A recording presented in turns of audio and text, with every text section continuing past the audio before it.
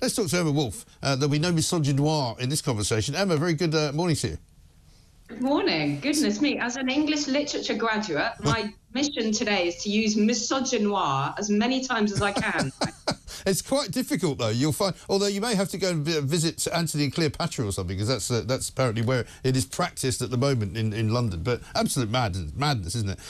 We've been talking an awful lot about the Labour Party and taxes this morning, but we've also been talking about Sadiq Khan and his latest sort of outburst about Donald Trump, which seems very, very unwise on his part, but also strangely kind of anti-Labour with what all they're trying to do. They're trying to make out that they're ready for government, and here he is slagging off a former US president who might be president again.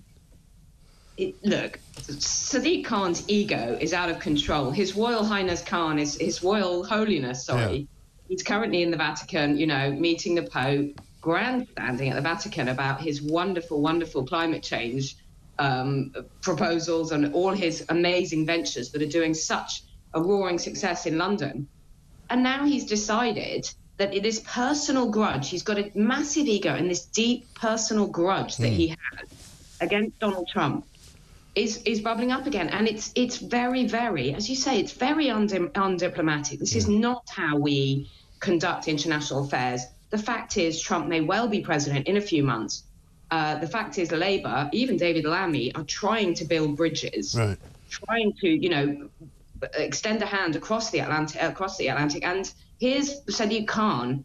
Basically, he's got this massive grudge about being called the best insult ever, being called a stone-cold loser in 2019. I love it. I love it. If for nothing else, Mike, Trump should be re-elected for that. Yes. He called Sadiq Khan a stone-cold loser, and he said he was very dumb. That was 5 years ago, and I don't think it's been bettered. Right. And you can't blame Trump either, because this was the same around the time when he came to visit, didn't he? And Khan thought it would be a real wheeze and a great giggle to inflate a sort of ridiculous orange baby balloon of Donald Trump. And I can't believe that anybody who takes themselves seriously as a politician would even encounter doing anything like that. And on a more serious note, this is disrespectful, it's undiplomatic, this is not how we do international relations. Hang on, who does Sadiq Khan actually think he is? There's a couple of things to point out. Firstly, he's the mayor of London, right? He was re-elected, unfortunately, he was re-elected for another 4 years. But we have enough problems in London right now. We have daily stabbings. We have, you know, pollution, we have protests, we have congestion, we have potholes. We have a lot of issues for Sadiq Khan to be dealing with. There he goes, grandstanding off to the Vatican. And actually, Mike, it's not even accurate. It's not even honest what he's saying. He's making out that he's had this huge success in London with ULEZ, which is not only a deeply contested scheme and has caused a lot of suffering and hardship to Londoners and people across the country, but actually all of that data was quite questionable.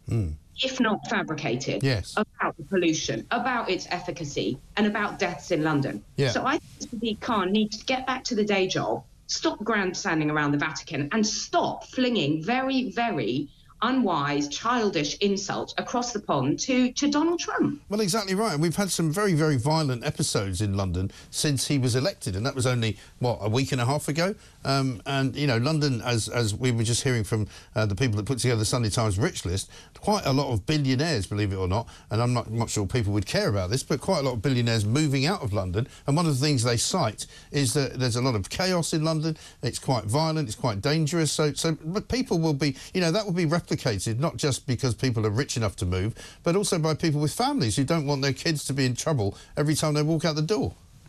Exactly. You know, yes, there are the billionaires leaving London, but there's also, as you say, the fact that there are people dying on our streets, you know, elderly women. This isn't just, you know, young lads getting into trouble, which, of course, is, you know, which we've always had. This is people, Londoners, across our capital city.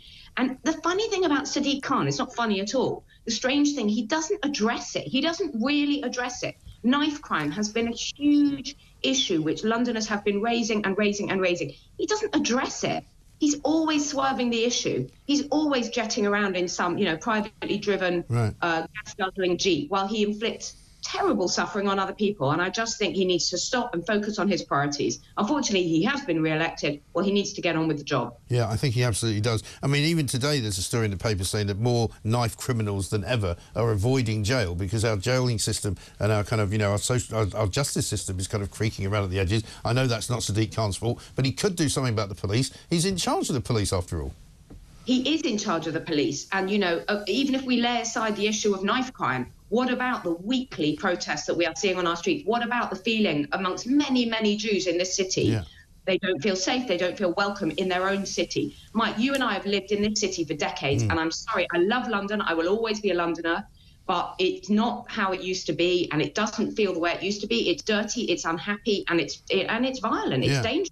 It really is. I mean, I don't think I remember it being this bad in the history of all of the years that I've lived here. You know, we've always had, you know, there's always been a bit of street crime that you've always had to be kind of careful about, you know, making sure you knew where you were and what your surroundings were and all of that.